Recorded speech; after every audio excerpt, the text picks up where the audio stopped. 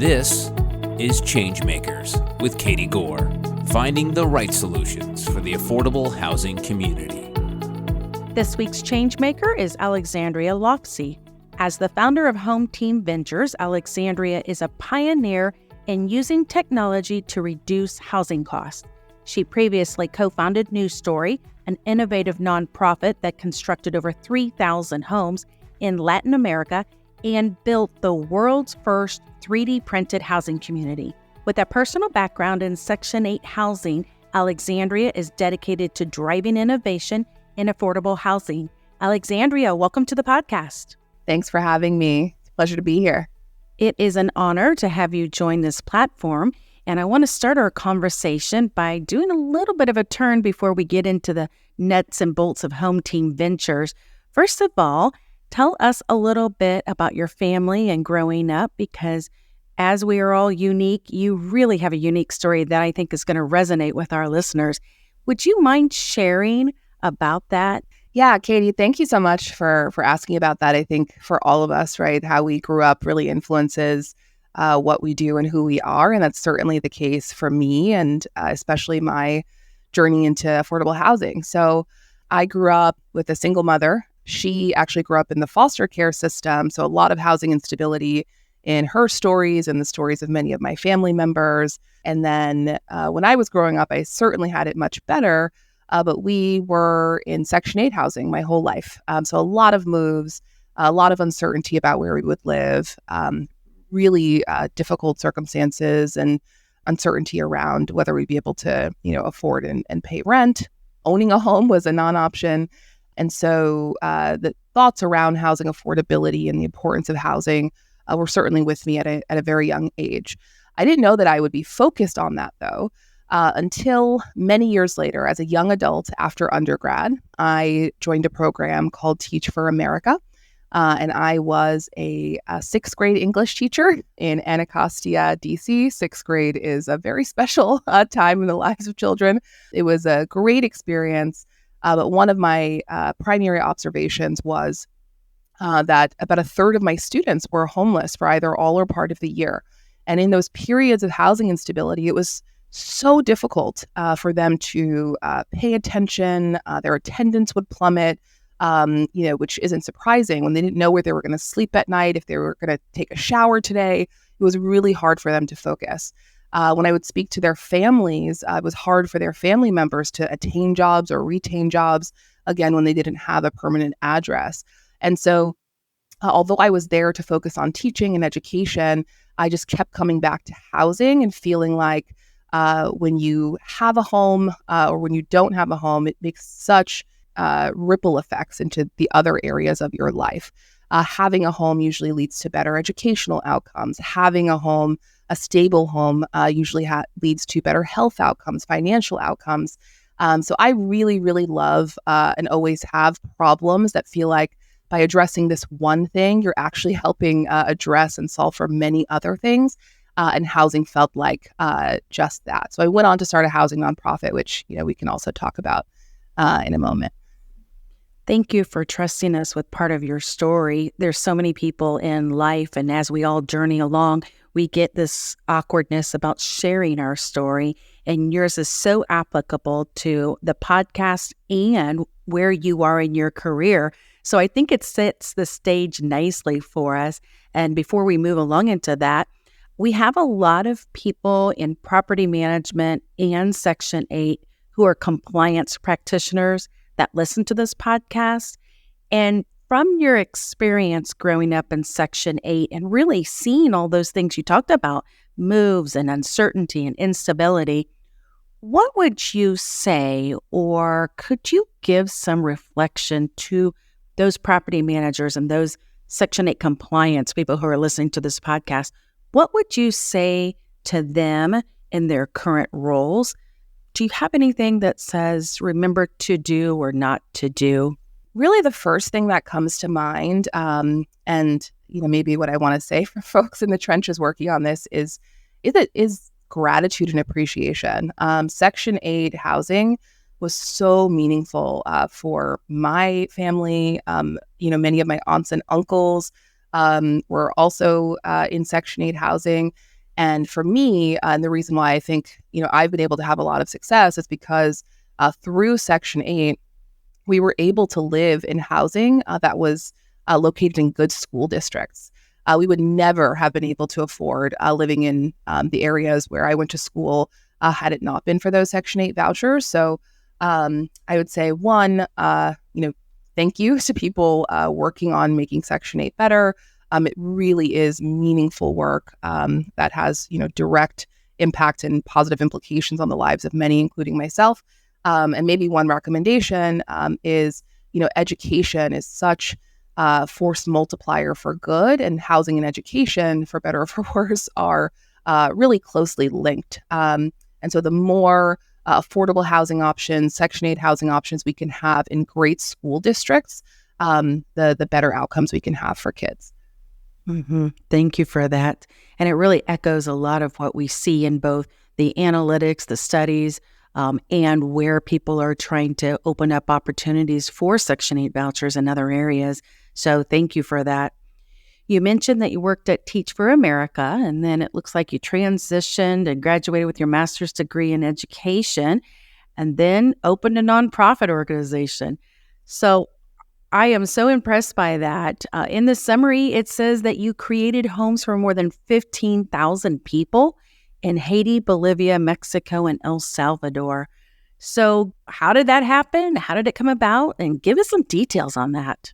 Yeah, I would love to. I'm so proud of the work that News Story does. So in late 2014, I met some incredible human beings, which are my co-founders of News Story, Brett Hagler and Matthew Marshall. Together, we kind of talked about and observed something in Haiti, which was 4 years after that massive earthquake that we probably all remember that flattened large parts of Port-au-Prince in 2010.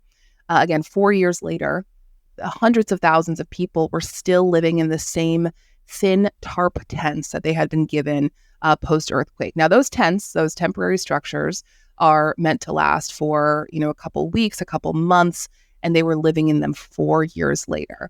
And so our mission at News Story started fairly simply. We wanted to, build some homes for some of the families that we had met in Haiti. We also thought that we could help make the kind of donor experience and philanthropic giving more transparent. And there are many things we did to make that happen. And I think for those two reasons, one, creating a better donor experience, and two, building really quality, affordable homes for those families in Haiti, that led to a lot of interest and support.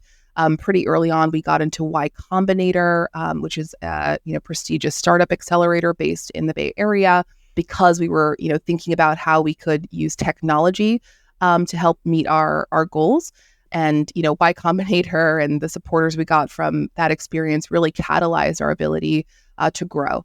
Today, News Story, like you mentioned, has built homes for many thousands of people across multiple countries. And we are on track to house over 1 million people in Mexico by the end of this decade, which is a really big focus of ours. When I was at running News Story, one of the things that really kept me up at night, because I was responsible for housing execution. Again, these are thousands of homes, right, in places that I don't live, that are really hard to work in. So I was always thinking about, how do we ensure quality control at scale, right? Especially because I was in San Francisco. I'm, responsible for these homes for people in Haiti. Quality control. How do we, build more cost effectively, right? Because we have limited budgets. We all do. And we want to get the most housing yield per dollar. How do we build homes more quickly? Because, if you're living in a tent, right, if, you have a huge sense of urgency. And I felt like it was a big responsibility of mine to think about how we can get people their keys to their homes faster. So all of those things that kept me up at night made me keep coming back to technology and thinking about, technology is really good at speeding things up. Technology can be really powerful in helping reduce cost. Technology can certainly play a role in quality control. So why are we not using more technology in the construction industry? Why is the construction industry such a laggard in technology adoption? And so my experience with News Story and that I'm really proud of, really led to starting to do construction technology investment, still toward the mission of housing equity and housing affordability. And part of that journey is that you started the world's first 3D printed housing community. Am I saying that right? That's definitely right. We built the first community of 3D printed homes in the world. It's in Southeast Mexico. These homes are high quality. They're so beautiful. One of the career achievements or milestones that I'm most proud of is that the first 3D printed homes are inhabited by a community of people that make a couple dollars per day. I'm really proud of that because often new and pioneering technology reaches the people who need it most last. And through our intervention, we were able to, bring the exciting and pioneering, new method of building that is additive manufacturing to, again, people in Southeast Mexico who are, struggling to make ends meet. They get to live in these homes first. I was thinking about how we bring technology onto our construction job sites at News Story to help us build better, faster, more cost effectively. We were doing a lot of research looking at, prefab and many types of technology, including 3D printing. And then we met the founders of Icon. And they were, in the very, very early days of, building their 3D printing machine. They were very much in pilot prototype phase. We, got along swimmingly. We love those guys. And together, we decided to partner to, build the first 3D printed permitted home in the world. That was in Austin, Texas. And then that led to us building the whole community of homes in Southeast Mexico. We were Icon's kind of first partner, customer, one of the very earliest investors. And when we built a whole community of 3D printed homes, as you can imagine, it was, very sexy, very exciting. We got a lot of press and interest, 2 billion press impressions. Apple TV came and did a docu-series episode about that work. And that led to so many other founders that were building something in construction technology, software for the industry, hardware for the industry, different innovations for the sector, reaching out to us saying, hey, I'm building something that can really transform construction. Can you partner with me? Can you invest in me?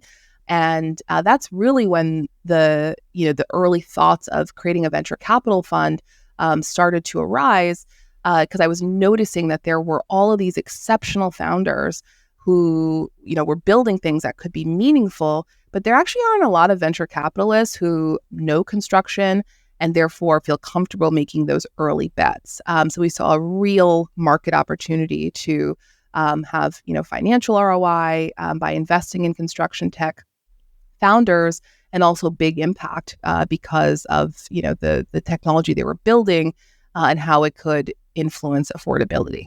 So you took the base concept there in Austin, and now you've got a platform by which you can expand. What are the types of communities that are approaching you, or how are you seeing this evolve in the market? Are there specific communities? Is it just kind of going by need, or is it leadership driven? I'm curious how now you move into additional communities. So 3D printing is one of many of the investments that we've made. So that team, Icon, I think one really fascinating thing is they have interest from all over the world. One thing that they've decided to do, which I think is very smart, is to start locally. So they are building, market rate and affordable housing in, their native Texas. They're being pulled into a lot of different communities in the southeast of the U.S. We are going to build another community, News Story and Icon, together in Mexico next year. And one really interesting thing is Icon is actually the chosen partner of NASA to build the first homes on the moon. So they are working really hard right now to use raw materials found on the surface of the moon. Wow, that's amazing. You were just talking about your vision for technology and housing. Would you have ever guessed that it would lead there? Absolutely not. I am very hyper focused on our housing needs on Earth, and I think that's where my focus will be. But it is inspiring to see one of our investments, to see Icon really having impact here at home, and then also looking into what 3D printing can do for the future with their efforts with NASA. Well, that's the future, but next I want to talk about the present and your current passion, which is Hometeam Ventures. Coming up in the second part of my talk with Alexandria Lafci, we'll explore how her firm's investments in innovative construction tech will transform affordable housing development. We all know the areas that are always over time, always over budget, always wildly inefficient. And I think that savings in time and money in those areas will really add up and compound to get us to what we're aiming for, which is to use technology to make the math work for affordable and workforce housing projects. Thanks for listening to Changemakers with Katie Gore. To find out more about Katie, go to quadel.com. That's QUADEL.com. This has been a production of Forbes Books Radio.